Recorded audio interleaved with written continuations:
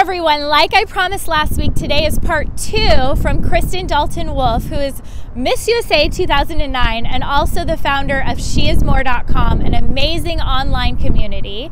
Today she's talking about relationships, and let me tell you, she has some amazing advice about not settling, not believing the lies that all men cheat and you don't deserve a healthy relationship. She also shares how to go after things in life and know what you want. So I won't give it all away because I want you to hear from her, so here it is.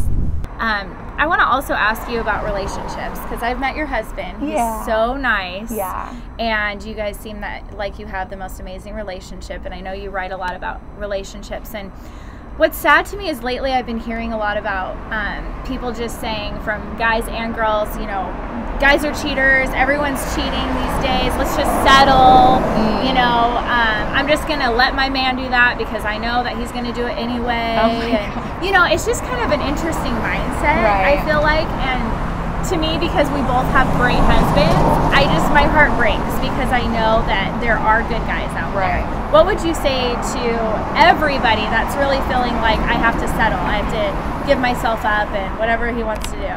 Well, first of all, I want to say that if you're saying that you have to settle because there's no one better, like, why would you want to validate that story?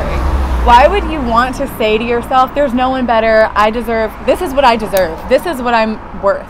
I'm worth someone cheating on me. That's what I deserve. Seriously? Why would you want to believe that? Because that's what you're going to live in for the rest of your life, and really, does that make you happy? No. Like, I feel like you're not believing that God's promises are enough for you. And he created love. Like, he is love. And I feel like he created a relationship between man and a woman to represent, like, our love story between us and Christ. So he wants it to be epic. Like, he wants to give you a great love story, and you do not have to settle.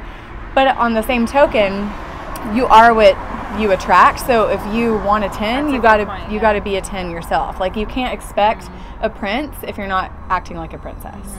That's so important. I think it all goes back to confidence and knowing who you are. Exactly. And I was just thinking too, one of my favorite articles that you've written is the husband list, and it's so funny because I feel like I also wrote a list, and I've been married for 6 years now, and I had the list, and my husband exceeded that list. Yes. And it feels so cheesy. I'm like, I wrote a list too, you know. But it's so true. Your expectations, what you desire, what you're looking for.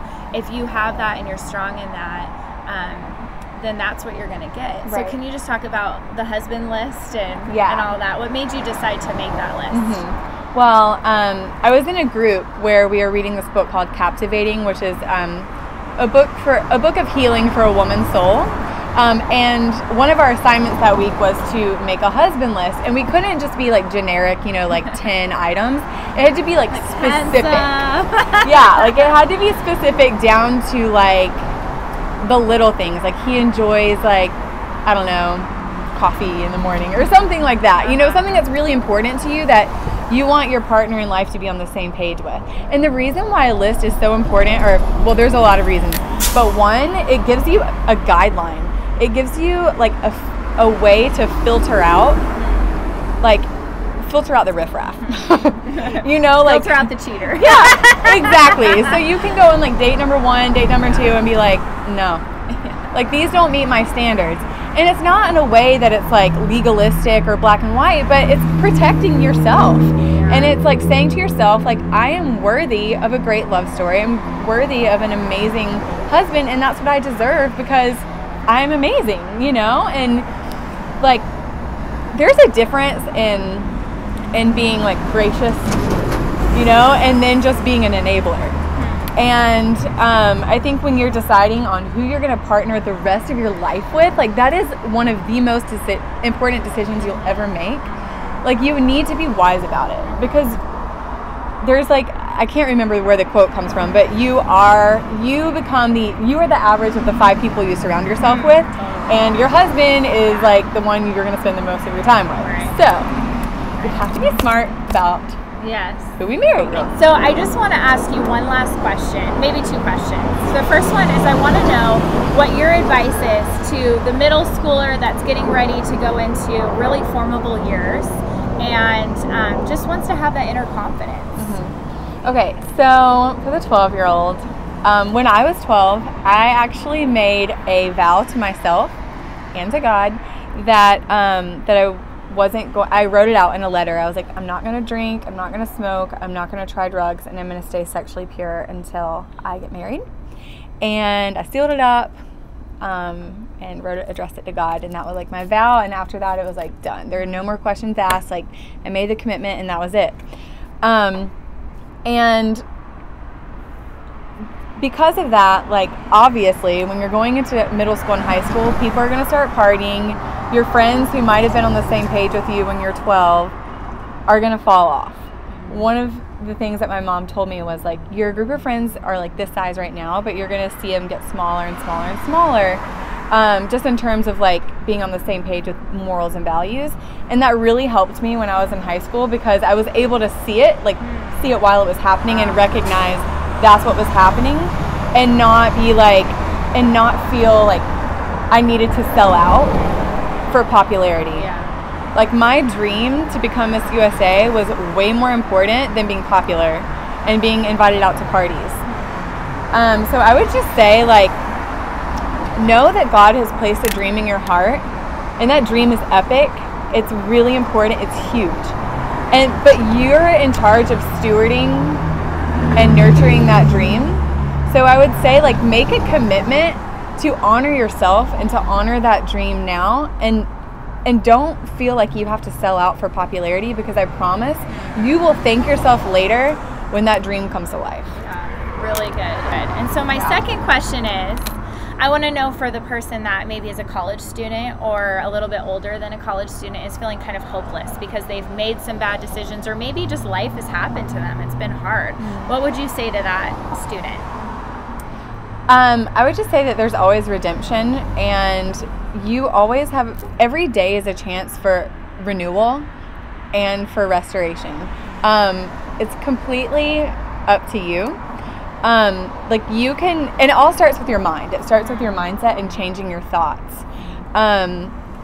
So I would say, like, if you have gone through, like, some really hard times, and maybe you feel like some regret and guilt, you can choose to change your ways and choose to change your life today through, like, turning from your old thoughts and your old patterns and your old habits, and start creating new ones by shifting your thought life to the truth. And the truth is that you have a purpose. You were made on purpose. You have a very important calling. You are wonderfully and fearfully made, and you have no flaw in you. So I would say, like, dwell on those things.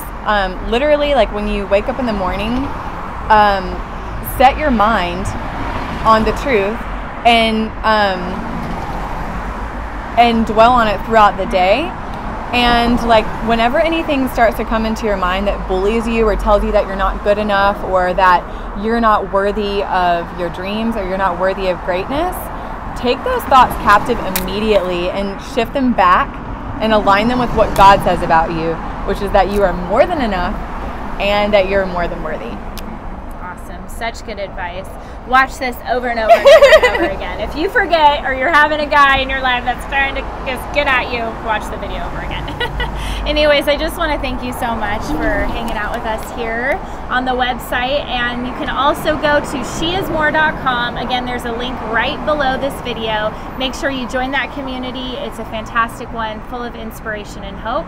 And I'm going to go straight over to me.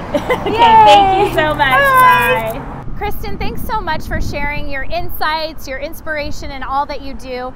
And I love hearing about relationships from you. So make sure, if you didn't see part 1, that you click back one, watch the part 1 where she talks about being confident, knowing your identity, and knowing who you are. So I want you to make sure you also go to sheismore.com. The link is right below. Join her community and get all of her inspirational articles.